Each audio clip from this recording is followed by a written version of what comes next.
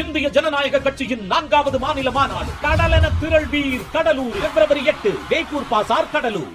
கன்னியாகுமரி மாவட்டம் நாகர்கோவில் அருகே புளியடி பகுதியில் அழுகிய நிலையில் ஆண் சடலத்தை போலீசார் மீட்டு விசாரணை மேற்கொண்டு வருகின்றனர்.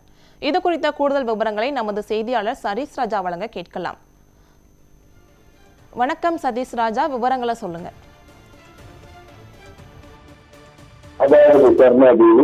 கன்னியாகுமரி மாவட்டம் நாகர்கோவில் அருகே புளியடி பகுதியை சேர்ந்த செல்வகுமார் இவர் குடும்பத்துடன் புளியடி ஊரில் வசித்து வருகிறார்.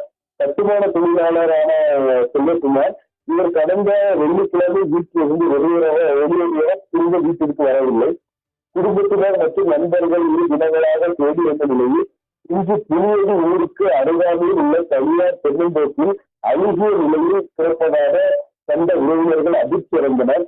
இது தொடர்ந்து உடனடியாக வடசேரி போலீசாருக்கு தகவல் கொடுக்க சம்பவ இடத்திற்கு விரைந்த போலீசார் தொடர்ந்து உடலை கைப்பற்றி பிரேத பரிசோதனைக்காக ஆசாரிப்பாளையம் அரசு பரிசோதனைக்கு அனுப்பி வைத்துள்ளனர். இது குறித்து வழக்கு பதிவு செய்து பல்வேறு கோணங்களில் வழக்கில் போலீசார் விசாரணை நடத்தி வருகின்றனர். செல்வகுமார் தென்னந்தோப்பில் அழுகிய நிலையில் காணப்பட்ட சம்பவம் அப்பகுதியில் பெரும் பரபரப்பை ஏற்படுத்தியுள்ளது காரணம். நாகர்கோவில் அருகே புளியடி பகுதியில் ஆண் சடலம் மீட்கப்பட்டுள்ளது. இது குறித்த விவரங்களை வழங்கியமைக்கு நன்றி சதீஷ் ராஜா.